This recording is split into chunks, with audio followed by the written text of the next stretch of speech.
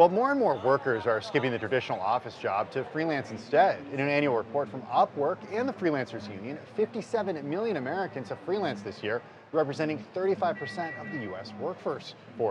Joining us now is Stephane Kasriel, President and CEO of Upwork. Stephane, it's great to have you back on Cheddar. Why have we seen such an increase in recent years? Well, in the recent years, the labor market keeps getting better and better, and as a result, workers have more and more of a choice. Companies have to hire great talent, and increasingly, they have to hire millennials and Gen Z who choose to freelance in majority. More than 50% of the Gen Z is freelancing today. So it's really a race to win the talent war. So explain how you fit into this, Stephane.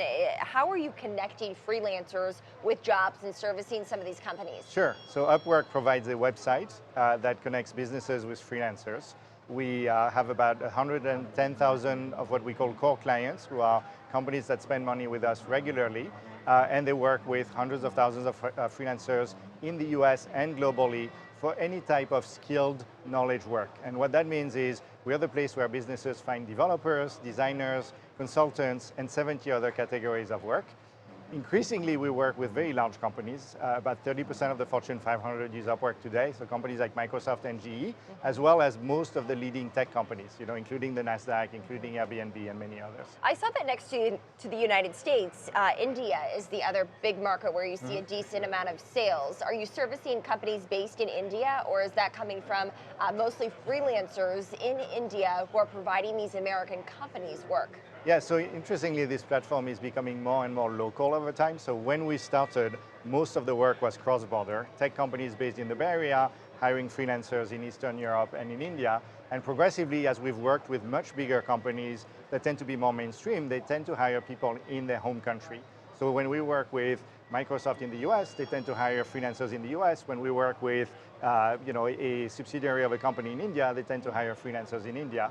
And that's partly because of the political climate. It's seen as more positive to hire people in your country, but frankly, partly because it's easier to work with people that share the same language, share the same culture. Legally speaking, it's a lot more simple for people to do. There are two sides to this coin, though, because even though freelancers do have the freedom to sort of work on their own schedules and the freedom to go from job to job, at the same time, they do miss out on some of the benefits that are offered by full-time employment, including retirement benefits and healthcare benefits.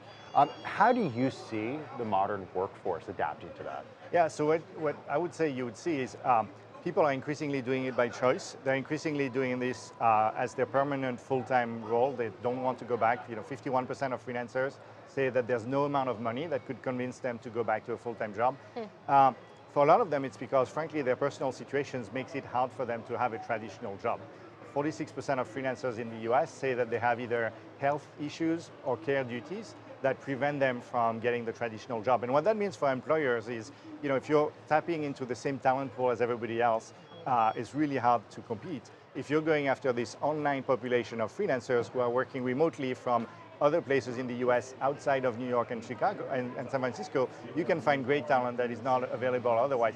I would say the higher skilled freelancers, about 45% of freelancers in the US are highly skilled individuals. And for them, you really have it all. It's more freedom, more flexibility, you make a lot more money, you choose your own clients, and life is really good. There's another side of the story, which is lesser skilled people, and that's in the news all the time, where wages tend to get compressed and benefits becomes a real issue. And I think that's an open discussion that policymakers need to have, which is what types of social contracts do we want to enable in this new future of work? I mean, freelancing is clearly the future of work. It's becoming the present of work. And a lot of the employment laws and a lot of the structure of the job market is designed for the traditional W-2 and needs to be adapted for this new freelance economy. Okay, so let's talk more about the markets that you serve. I mentioned India. Obviously, the US is far and away your biggest market, but notably China is actually missing from this list in terms of you having a large presence there. Are there barriers to entering China, or have you held off on trying to enter that market? Yeah, I would say at this stage we've held off. If you look at the underlying markets that we disrupt, it's traditional professional services and traditional staffing. And China has always been relatively small compared to the overall GDP contribution, and frankly pretty isolated from the rest of the world. So the big markets for traditional staffing are the US and Canada, the UK, Germany, France, and Japan. China is a little bit of a beast of its own, if you will. The market's right now roiling from some weaker than expected economic data that we got this morning. How do you think the freelance economy changes if there is some sort of recession? Does that cause the freelance economy to grow? Yes, so what happens, one of the questions we ask in that study is, if there is a recession, would you consider becoming a freelancer if you're not a freelancer already? And what we see is that the vast majority of non-freelancers are saying, yes, in a time of recession, I would consider freelancing. And if you go back, we've been running that study for 6 years now, and back in 2014, the market was still in the early phases of recovery.